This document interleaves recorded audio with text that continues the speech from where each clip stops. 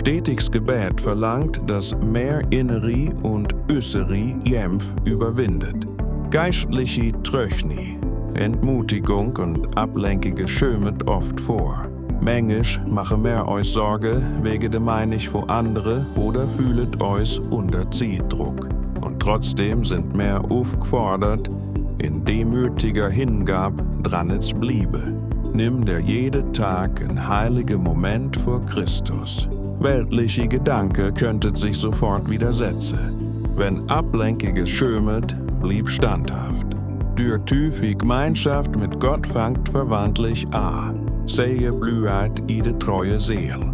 Himmlische Vater, gib mir den Mut, die Hindernis zu überwinden, wo meine Gemeinschaft mit dir behindert. Verwandle mich durch deine Liebe und Barmherzigkeit. Jesus vertrau ich. Wenn du, der es stärkes Gebetsleben wünschest, schrieb Amen. It Kommentar und fang hüt neu a.